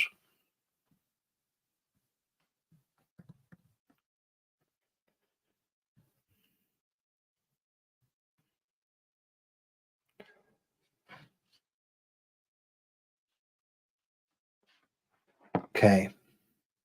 So lots of you have seen examples of the gouging, the price gouging. Now, like, I get it, I understand, it's legal, it's capitalism, and I like nothing better than the free market exchange of goods and services, voluntary exchange of goods and services. But the I don't think it's a sustainable model for a store, and I don't think it's something that I can support. And I know, I've gotten into trouble for calling out price gouging that I suspect or that I'm accusing of price gouging or overcharging. I have gotten into trouble, but I've also not backed down on it because I just think that it's unacceptable. And you know, if you've got, maybe you're in a tourist area and you're selling at a ridiculous price to people who don't know any better, it's wrong. I mean, you'll get the money, but it's just wrong. And I don't think it should be done. I think we should be fair and let the tide rise for all the boats, not just the big mega yacht. Gold Spot is still sitting on shelves for $300 in some places, says Stacey. I have 2 bottles of Gold Spot that I think I spent, one was €110. Is that what they were released at? $300 is ridiculous for Gold Spot. Doug just saw a Middleton Very Rare for $615. Well, if it's the 2032 release, they're after getting it 9 years ahead of Middleton. I presume that's the 2023 release. Yes, that's mental. That's madness, absolute madness. But again, the market will get to decide. But I suspect that the market won't react favorably to that. I just suspect that they won't. That's a bubble. That's a bubble. Okay, so here Tom is rightfully pushing back on me. Why is a retailer selling at $500 worse than buying at an auction for $500? Isn't that the market setting the price? No, I don't think it is, Tom. An auction is the market setting the price. A retailer setting the price at 500 isn't the market setting the price. It is what could often be the only way to get hold of a thing. In other words, I mean, that's holding a market to ransom rather than allowing the market to set the price. Surely, I mean, the auction. An auction allows the market to set the price. A retailer setting it at 500 doesn't allow the market to set the price. It is one side of the market setting the price. So it's not voluntary on both sides. It's one saying 500 or nothing. Now, you might argue at an auction, somebody who sets a reserve is doing something similar. Yeah, it's an interesting one. Kristen says, the worst gouging I've seen is the increase in Redbreast 12, mostly because it's one that people are starting to realize is good, but not $95 good. So in a lot of the United States, you can still get Redbreast 12 for $65, $70 a bottle. That, to me, is tremendous value for a 12-year-old pot still. That Redbreast 12 is. I think that's tremendous value. 95 and 100, you'll start to question it. I would agree with that. Gouging is the greedy side of capitalism, says Jim. I agree.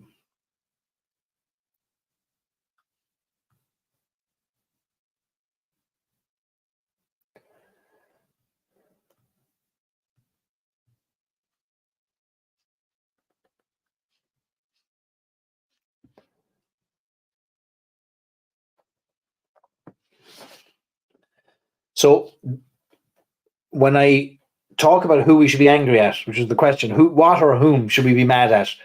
I said initially the government. We should always be angry at the government, right? Because of taxation in the wrong areas. And the next is the price gougers. Like, I still firmly believe this. And I think we need to move the anger away from distilleries and brands who are trying to grow the category. Unless they are price gouging. And I'll give you examples. I won't give you specific examples because I'm not sure I can think of them off the top of my head. But if I think about where I would get upset at a distillery or a brand is where I'll give you some specifics. When a whiskey company buys a 3-year-old whiskey, which I know they have spent by €4 to €5, €6 on a bottle, and they fabricate an old paddy story of charm and leprechauns and all kinds of 1950s saleable Irish merchandise, and package this up as a premium $100 product from the finest oak and the finest grain. I don't know what's happening. The not finest grain and not finest oak. Where's that going? It's like that whole thing about doctors who say they finished top of their class, but like there was people who finished bottom of the class too. Like, where do they end up? They're still doctors, but you don't put that in the resume. The €3 or 3-year-old whiskey packaged up as €100 luxury product. I can get upset with that. I can get upset with brands that do that. Because imagine you spend €100 on what you think is this like premium product because it's been positioned this way, and you taste it and you realize it's fire water because it wasn't aged in great barrels, it wasn't aged for very long. It was distilled as quickly as was humanly possible. It went through the fastest fermentation, bought the cheapest grain. That's when I can get upset at a distillery or a brand. You don't see a lot of that, luckily. You don't see a lot of it.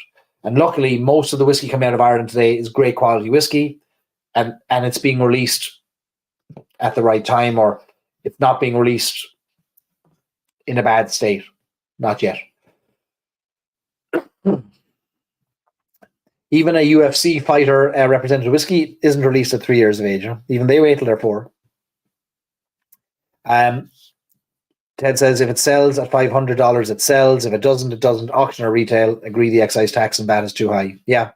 Well, look, it's something we can definitely discuss and debate. I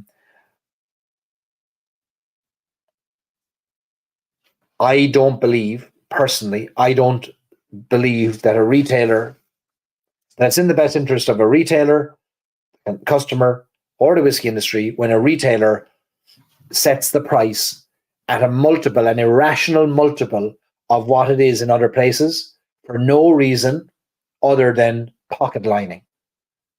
Now, you're right that if the market is okay with that, then he'll sell out and the market's happy.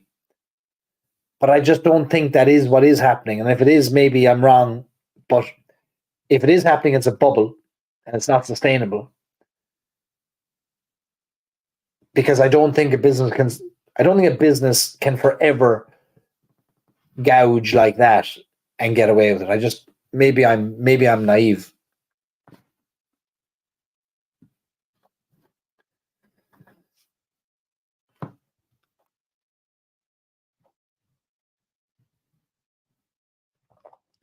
Nate says when the distillery sets prices too high for the retailer to make margin, we see more shops that become museums at unattainable prices that hamper excitement in the segment.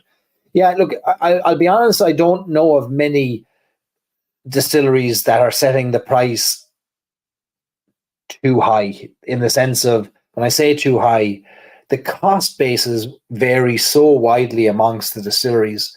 Because let's break it down. Right, here's this Killowen whiskey. Remember, we talked to Brendan Carty, the owner of Killowen Distillery, and we asked him, like, how long does it take to make this whiskey? And didn't he say something 2 months, like, to make it, or a month or something to make this whiskey? And he's doing, maybe, is it three barrels a week at the distillery? And then, so he's got one cost base at 3 barrels a week. Dingle Distillery, 2 barrels a day. Middleton Distillery, 3,000 barrels a day. Different cost bases.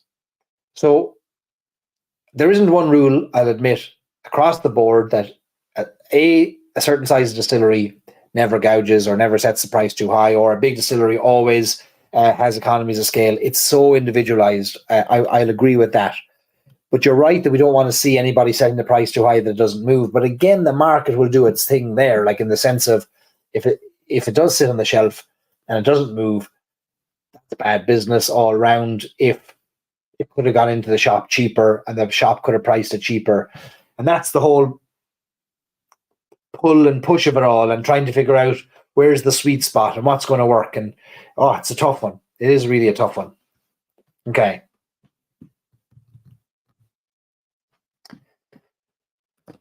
Okay. Can't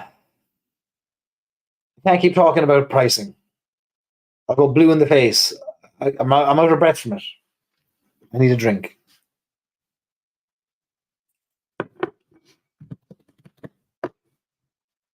Ted says I'm arguing against myself. Gold spot is a luxury item. You can't price gouge luxury items, right?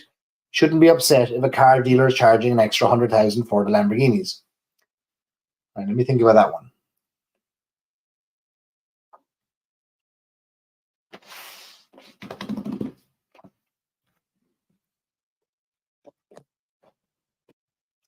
Shouldn't be upset if a car dealer is charging an extra 100,000. So you're saying that if a Lamborghini is 200,000 RRP, but one dealership is charging 300, I shouldn't be upset at the Lamborghini dealership that charges 300. Well, I would argue that the luxury is the 200, not the 300. There's a difference in luxury and gouging, surely, because Gold Spot has an RRP. Gold Spot goes into all shops at the same price, virtually. Lamborghinis go into all dealerships at the same price. Now, admittedly, they get to set their RRP, but I would argue that the dealership, I'm not going to go to the dealership in Beverly Hills to buy the Lamborghini at 300 if I can buy it in the dealership in Ohio at 200, even though it's a luxury item. So I'm not sure I'm arguing against myself on that side of it. Like luxury, like Silent Distilleries, The Chosen, Ferret Transe, they're the same price virtually. There are some that charge more across the board. So it's a little bit harder for the gouging there. Now, it can happen. I'm not going to argue with you. And I also see stores that are sitting on Silent Distilleries trying to charge 75, 80, 90,000 for Silent Distilleries that won't move them at that price point. Or The Chosen at 3 times what it went out for. So this is one that probably best solved over a whiskey. So at some point we'll sit down and we'll talk about it. But I don't believe I'm arguing against myself. And if I'm wrong, I will, of course, roll back. But my position is as simply as I can state it. I don't think the retailer should be charging irrationally more than other retailers for the same product if there's no added value and the market doesn't want to pay it. If the market says, fine, I'll pay it, I don't care, it's cheaper anywhere else, well then we actually have an aberration of market economics working somewhere that goes against the laws of market economics, because there's no obvious reason for that to be occurring. And eventually that'll have to find its way out. It'll have to be a bubble that bursts. And I think that the secondary market is a completely different beast than if it's fed completely freely, in the sense of if an auction house never regulates or controls the flow of product in.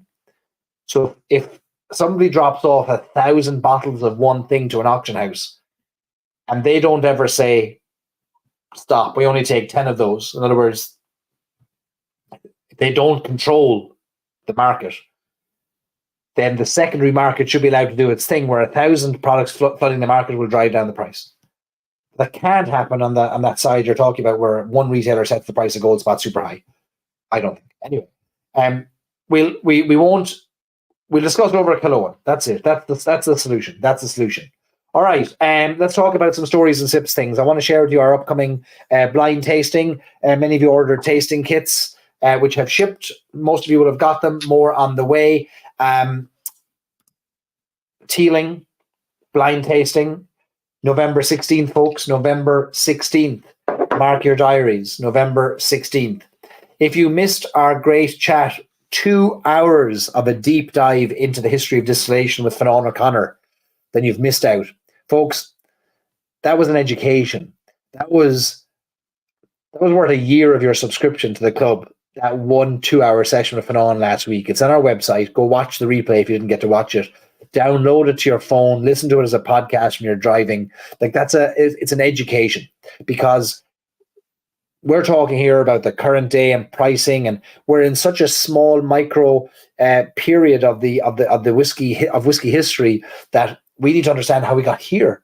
And Fionnán tells us. It's a fascinating, fascinating deep dive.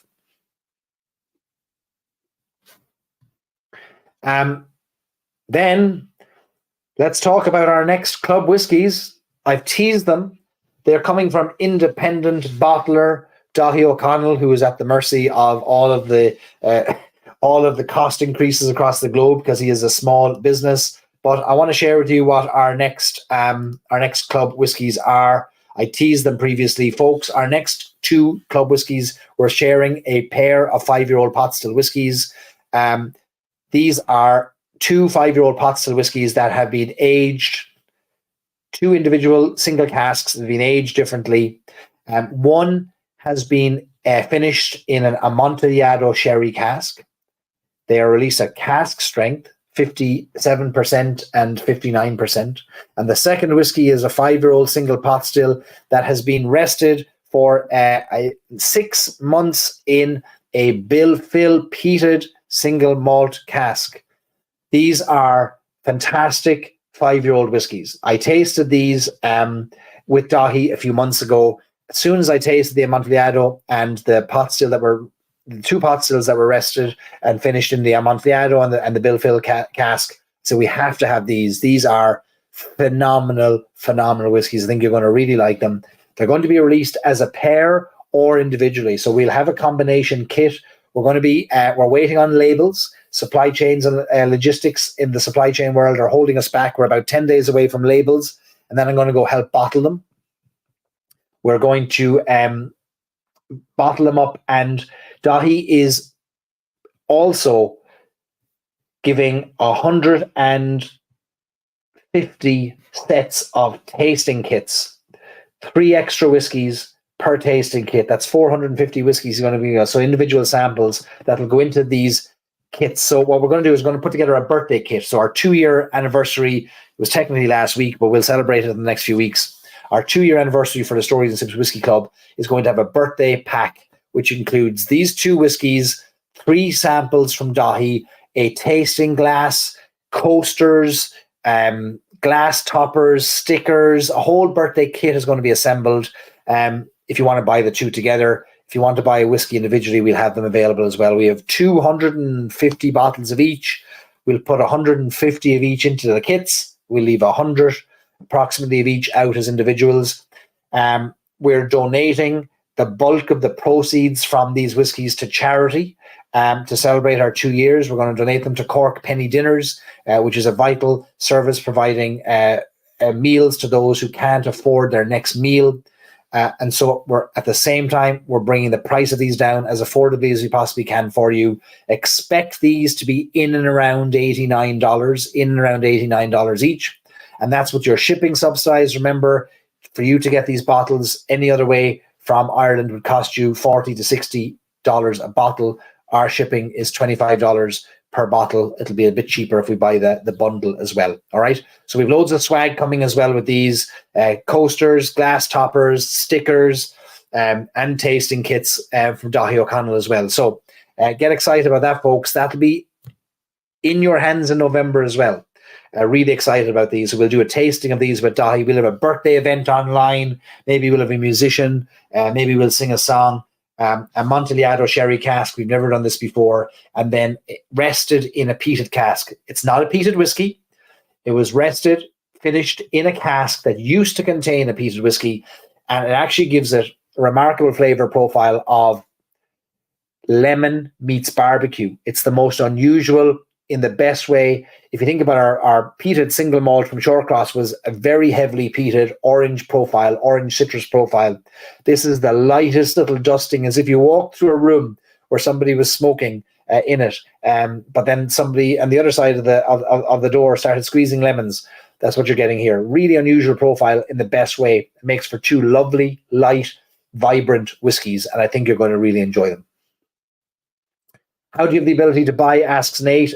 If you're a member of the Stories and Sips Whiskey Club, Nate, is how we do it.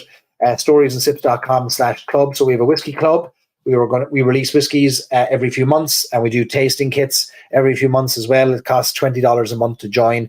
You can join, and you can stay for a month, stay for a year, stay for 2 years, as many of our members have.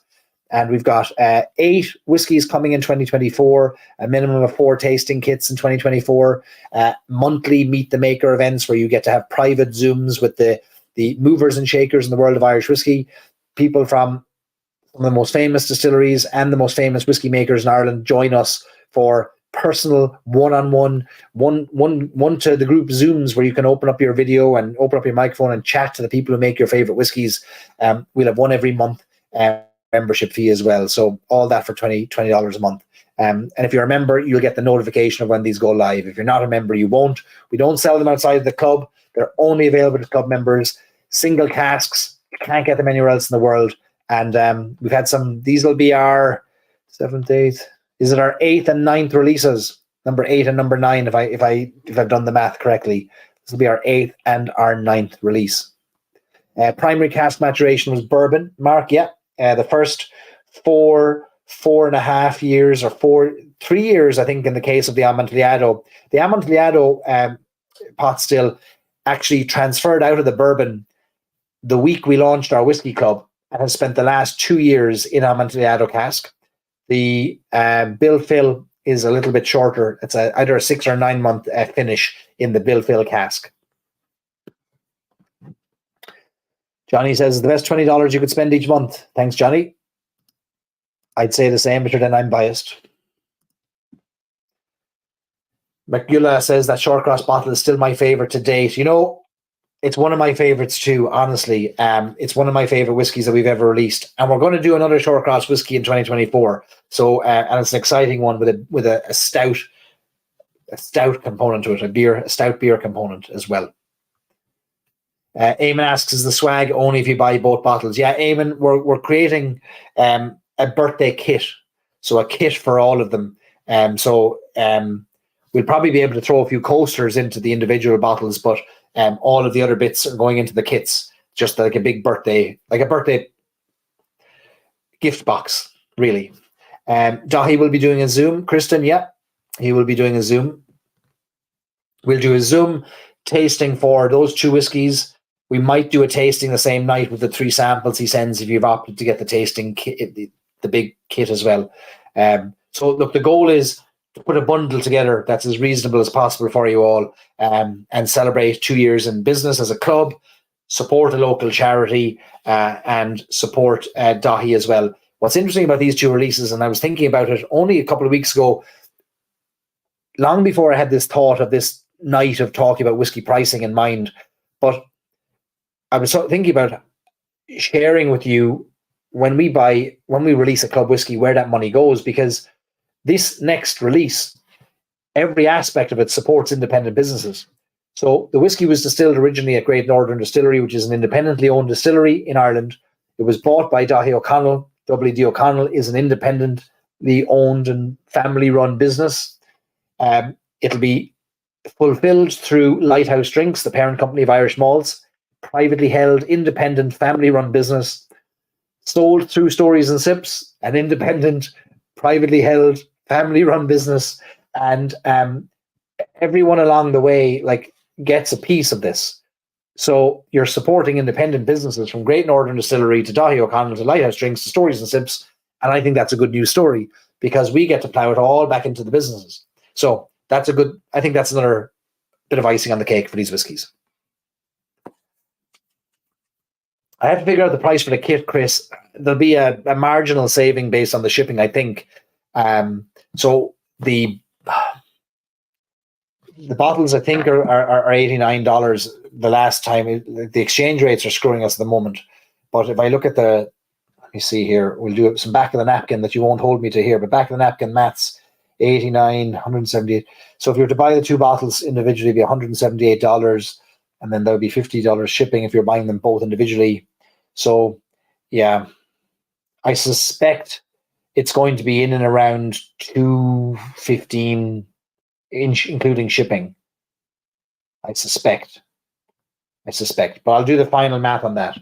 Budget $200 to $215, I think, if you were to buy a bundle, and you'll get 3 samples, 2 bottles, 2 full bottles. You'll get all the swag, glassware, coasters, glass toppers. I'm having laser etched. You get whiskey club things. We'll throw it all in, whatever Irish malts will allow us to squeeze into the box. Kristen says, I like these shebeens when we just get to comment and discuss. So interesting to get your takes and everyone else's as well. Thanks, Barry. Cheers, Kristen. Lovely comment. Lovely, lovely comment. All right. What else do we have to talk about? Shinné, the famous words, which means that's it. 2 hours, folks. Did we cover a lot tonight? We did. We covered a lot. Irish whiskey pricing. Look, I went on a bit of a rampage there, and I went on a bit of a rant. But I feel quite strongly about luxury pricing, as I think you can tell. I feel quite strongly about gouging. But I also feel very strongly about helping you understand the challenges facing independent distillers and whiskey companies and the downward pressure on them based on their costs. And I want you to know where the money goes when you buy a bottle of whiskey. And I want you to know how much the government is taking from us when you buy a bottle of whiskey as well. And we're not happy about it. We're not happy about it. Stacey says, if you haven't hit the like button, please hit the like button. Thank you, Stacey, for always reminding everybody. Great supporter. Hit the like button. And give Stacey a follow too on her 4-leaf whiskey. Shinné, I'm going to wrap it up there, folks. I'm off to London tomorrow. There's a Irish whiskey being released that I'm going to share details with you all. And I think you're going to be excited about it. It's not going to be a €5,000 bottle. It's not going to be a €10,000 bottle. I suspect it'll be in around 200, but we'll find out in the next few days. And I'll share those details with you.